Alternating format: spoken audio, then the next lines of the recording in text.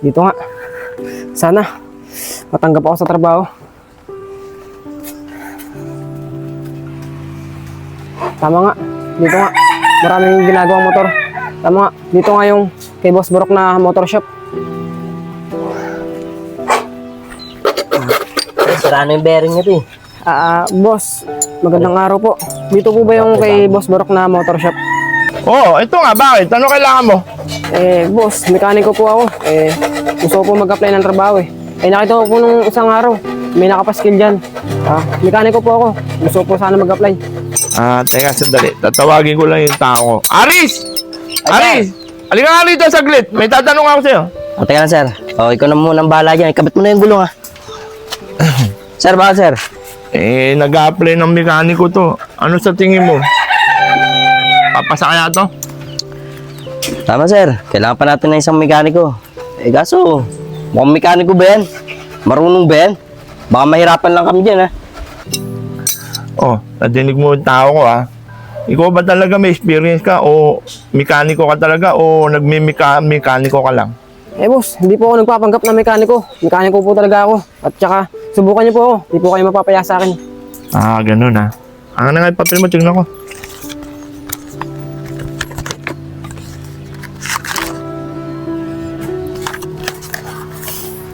Aris, ano sa tingin mo? Sige, sir. Tanggapin nyo. Pero oras na tatamad-tamad siya at di naman pala marunong sa mekaniko, tanggalin nyo agad. O ikaw, bawal tatamad-tamad dito, ha. Kailangan magang pumapasok. Marami kasing ginagawa rito mga motor. Marami kaming project. Nadinig mo sinabi ni Aris, ha? Ayoko nang tatamad-tamad, saka late, ha? Kailangan, pasok agad sa tamang oras, ha? Aris, sige na. Bigyan mo siya ng gagawin dyan. Masubukan natin na isang buwan. Sige, sir. Ako na pong bahala rito. Sige. Halika rito. Sumunod ka na sa kanya. Dami mo, ha. Madaming ginagawa dyan. Kailangan masipag ka. Sige. Tres. Ganun ba, pare? Sige. Kunin mamaya na may-ari yan. Sige, pare. Mamaya. Pupunta na ako. Sige, iwanan ko na to. Sige, pupunta na ako dyan. Papunta na ako. Pita mo na yung ano dyan. Aris! Sir. Alis muna ako, ha? Ikaw na muna tumaw rito, ha? Dahil may big bike na pagagawa yung kumpare ko ron. Pag nagkasundo kami sa deal, atake natin, ha? Kaya ikaw na muna bahala rito. Ikaw na muna mag-asikaso, ha? Sige, sir. Sige, sir. Tapusin mo na yan, ha. Ikaw nang bahala dyan. Pre, prenda tayo. Teka lang, tatapusin ko muna to. Ano ba? Mamaya na yan. Magawa mo lang dito sa bago. Tara. Tara na. Ay, tapusin mo na rin yan pagkatapos mo dyan, ha. May merenda lang kami. Bahala ka na dyan, ha.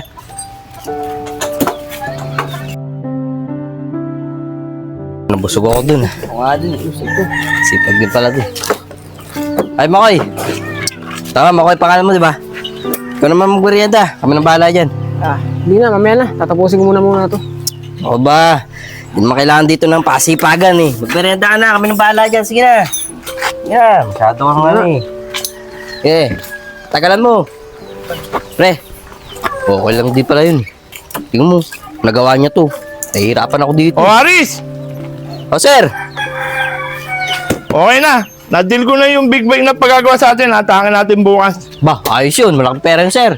Nasa isang bagong mekaniko natin. Sir, magbe-merienda doon. Nagugutom na, eh. Kaya nga, kung natumapos itong ginagawa niya, nahihirapan siya, eh. Pero okay na to, boss. Magana na to. Ganun ba? Okay naman pala, eh. Sige, okay na. Sige, diyan ka muna. Ako, init. Oras na ba? Aris! Ang aga pa! Bakit nagmerienda ka agad yung bago? Sir. Hindi ko nga alam dun, eh. Kagaya ako pa nga inaawat, eh. Sabi ko, maaga pa. Nagmerienda agad. Sige. Ikaw nang bahala rin sa bago, ha. Bigyan mo ng disiplina action, ha. Sige, sir. Ako nang bahala doon. Pagsasabihan ko. Sige na, gawin mo na dyan yung pinagagawa. Tara, bilisan nyo. Matatapos na ba yan? Boss, may sunog, ah. Ano po ba nangyari dito? Bigla po tumirik, boss, eh. Ganun ba? Sige, titignan ko lang yun lang isa. Naku, boss. Natuyuan pala kayo, kaya pala tumirik, eh. Yun ba? Ang gagawin natin dyan? Naku, malaki-laki gastusin ito. Pabaka kasi makina nito, bibiyakin natin, eh. Sige, boss. Bahala na kayo. Kaso wala pa si sir, eh. Mamaya na lang po kayo bumalik para matanong natin yung presyo kung magkano lahat ang gagastusin. Sige. Balik na lang ako, boss. Sige, Yan na lang. Sige. Sige, sir.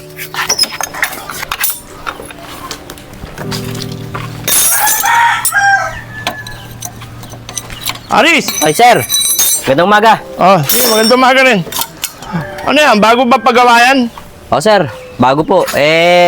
Pinauwi ko muna eh. Kasi tatanong ko pa kung magkano gagastusin dito sa motor niya eh. Baba makina, boss. Eh, bakit nag-iisa ka lang rito? Sir. Yung bago, di ko alam. Hanggang ngayon, wala pa rin eh. Si Tres, di ba, nagpaalam naman sa inyo na may birthday sa kanila? Oo, alam ko yun eh. O sige, mamaya ako na pipresyon niya pag dumating yung bago ah. Sige, sir. Pre, pasensya ka na. Nalate ako ah. Sa akin magpaliwanag. Kay boss. Hoy! Makoy, halika nga rito. Ano to nababalita ko, Makoy? Kay Aris. Mag-isang linggo ka pa lang rito. 3 araw ka na ron na late. Totoo ba yun? Opo boss, totoo po yun. Pero wag po kayo mag-alala. Sa susunod po, pipilitin ko na pong hindi malate. O sige, pagbibigyan pa rin kita ngayon ha. Pero sa susunod, ayoko na ng ganyan ha. Kung hindi, tatanggalin na kita. Ha? Opo sir, basta wag niyo na po akong tanggal sa trabaho. Kailangan ko po ng trabaho eh. O sige. Sige na, abangan mo dyan. Yung isang motor, mamaya di-deliver ito. Opo Ikaw boss. na gumawa nyo na. Sige po O, boss. sige na.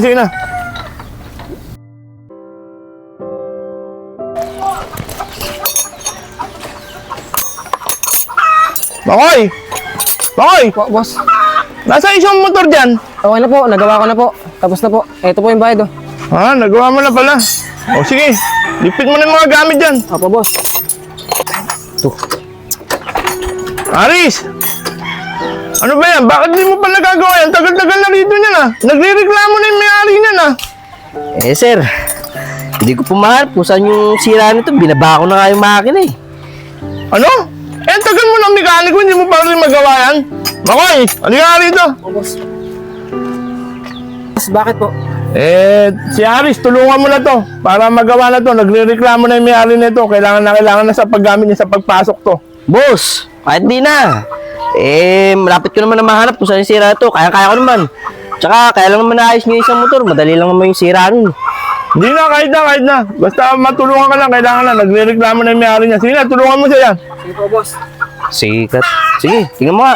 Okay na pre, subukan mo na. Sigurado ko, haandar na yan. Sigurado ka. Masyado mo ko niyayabangan.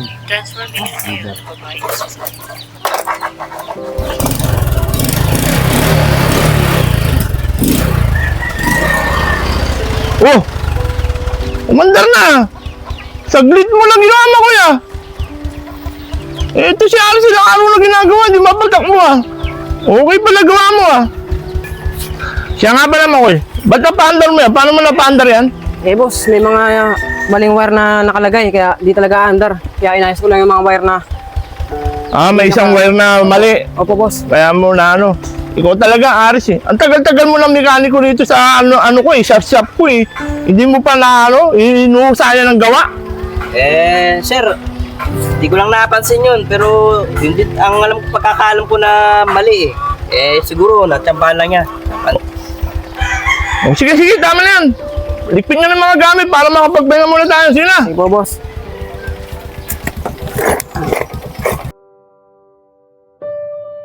Boss, sige na boss. Pabalhin niyo na ako. Nakapangako ko sa mga tropa ko, magpapainom ako eh. Di ba kababali mo lang hapon? Ikaw kasi, puro ka yabang eh. Puro ka pasikat sa mga tropa mo eh. Kaya puro ka bali ng bali. Boss, yun lang magagawa sa mga tropa ko para kilalanin nila ako eh. Sige na boss. Sige, mamaya na yung bali-bali. Aga-aga, bali na naman. Boss, pasensya na po. Late na naman ako. May nasikaso lang po ako eh. Boss, puro pasyensya na lang. Ilang araw na niyang ginagawa yun eh. Kung ako sa'yo, tanggalin mo na yun. Para hindi kayo nadidili ng pagpababali sa akin. Sige. Pabayaan mo na siya. Maganda naman mga ginagawa niya ng ilang araw eh. Total, wala pa naman tayong ginagawa ngayon eh. Pero sa susunod, Makoy, ayoko na ng ganyan ha. Lagi ka malilate ha. Baka mamaya sabihin, meron akong kinikilingan ha. Opo boss, pasensya na po talaga. Sus, pasyensya. Sige na. Masyado kang sakit dyan. Linisin mo na yung mga kalat dyan, tsaka magwalis ka na rin dyan. Timpla mo nga pala ng kape ni boss. Bisa mo na! Tingin ka pa. Boss, lumang-luma na pala itong motor na to eh. Ba't di ka na lang bumili ng bago? May kaya ka naman, may pera ka naman. Pare, itong motor na to, itong kauna ng motor ko, bago ako yumaman. Basta, basta mapatakbo nyo at mapaandar to, bibigyan ko kayo ng malaking halaga at bonus pa. Aris, nadinig mo ha. Sa'yo ko pagkakatiwala yan dahil antigo ka na sa mga ganyang gawain ha. Eh boss, walang problema. Aayusin ko agad to. Ano pare, babay ko ito mamaya para malaman ko kung magkano babayaran ko sa inyo. Saka may lakad ako eh. Sige pare, wala nang problema. Aris, ikaw nang bahala dyan. Aris, sabihin mo na ako, may pupunta rin ako. Halika pare. Boss, ang bahala rito. Dito natin, pag-usapan natin kung magkano na ba. Okay, ito na kayo magkapit yan.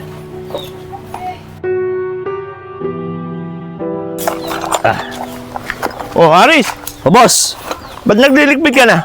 Okay na ba yung motor na yan? naku boss. Ako pa. Okay na okay yan. Isang padyak. Andar agad. Aba, ayos ah. Magaling. Tiyak, matutuwa ang customer Siyempre. natin yan, Aris.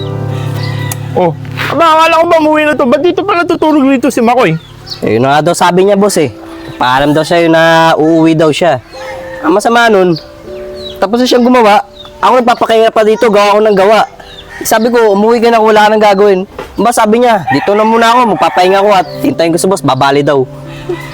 Natulog, tapos hihintayin ka boss. Hindi man lang niya ako tinulungan dito. Ang hirap-hirap kong ginawa to. Tapos siya ganyan-ganyan lang. Ano ba yung bata mo boss? Ganun ba? Ang bira to si Makoy batang to. Gusto pang bumali. Samantalang lagi naman late. At di pa nakikipagtulungan to sa kapwa mekaniko niya. Yeah, boss. Sige, ginagawa na lang gawin mo. Magsarado ka na. Ligpitin mo yan. At bukas na lang tayo mag-uusap-usap ha. Sige boss. Sige na, may pupuntahan pa ako ha. Sige boss. Sige.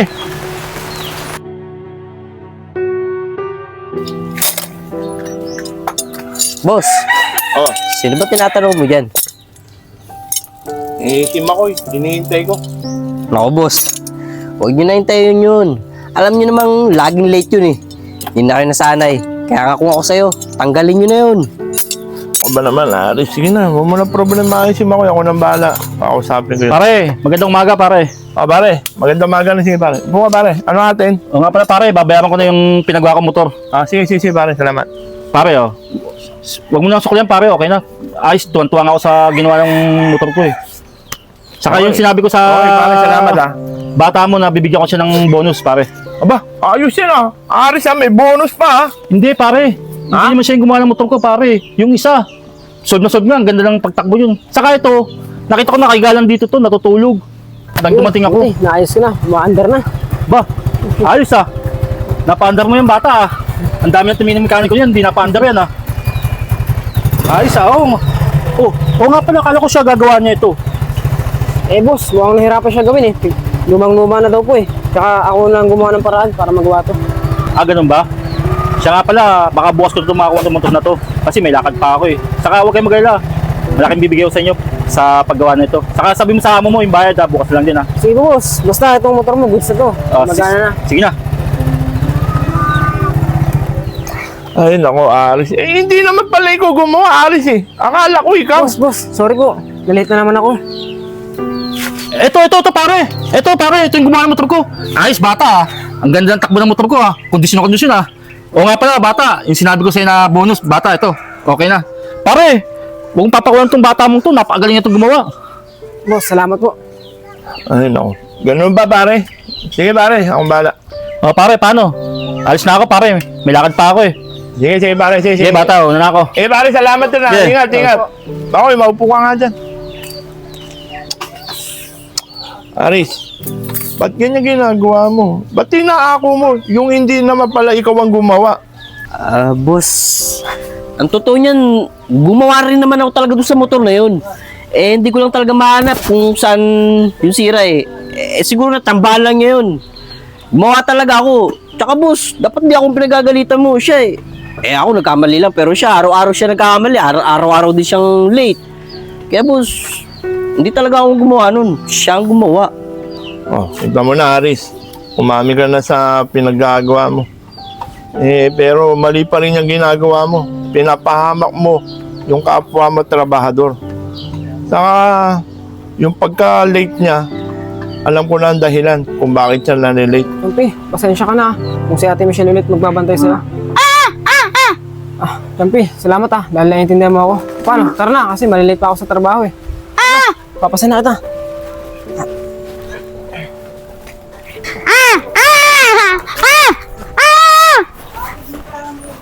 Sima ko yun ah. Sino kaya pasan-pasan ng batang yun? Masundang nga to.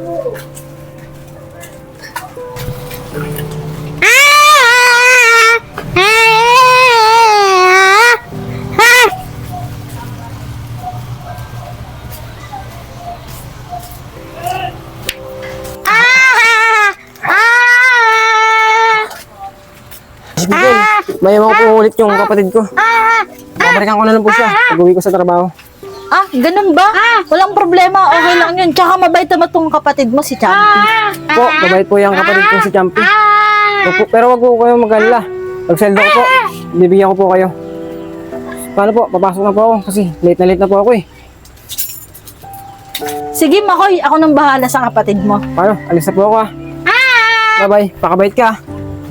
At ganyan nga nangyari, Aris. Makoy, bakit di mo naman kagad sinabi sa akin? Meron ka palang kapatid na inaatid mo pala sa kapitbahay mo. Kung sinabi mo na maaga, naiintindihan pa naman sana kita. Sir, sinadya ko po talaga hindi sabihin yun kasi baka hindi ako matanggap sa trabaho. At ayoko lang pundilin yung problema ko sa trabaho ko. At kasi pansariling problema ko po yun eh. Maganda nga nga rin mo, Makoy. Kaso, ang naapektuhan, yung trabaho mo. Kita mo na mo, kita matanggal. At ikaw naman, Aris. Matagal na kitang trabahador, ha. Alam ko naman, masipag ka eh. Pero mali pa rin ang ginagawa mo. Tandaan mo, huwag ka na magpapahamak ng kapwa mo, trabahador, ha. Opo, boss. Pasensya na po kayo sa nagawa ko, ha. Sinisira ko sa inyo yung katrabaho ko. Makoy, pasensya ka na. Ganun pala yung pamumuhay mo. At di ko alam na meron ka palang kapatid na hinahatid tuwing maga. Kaya ka pala lagi nalilate. Boss, ang totoo niyan, lahat ng gawain dito na hindi ko kayang ayusin, si Makoy po talaga ang gumagawa nun. Napakahusay po niya. Kakayos tong motor na to. Dapat kasi bumili na siya ng bago eh. Mukhang di na-under to eh. Ay Makoy, tapos ka na ba dyan? O pre, tapos na. Ikaw na nga gumawa nito. Tignan mo kung mapapandar mo. Ayaw nang tumakbo nito eh. Sabi ni boss, pagtapos kong gawin yung isa, pwede na ako umuwi. Mamaya na mo eh. Tapusin mo na to. Tignan mo kung mapapandar mo. Pagod na ako eh. Dito na ako, matutulog ako. Bahala ka na dyan.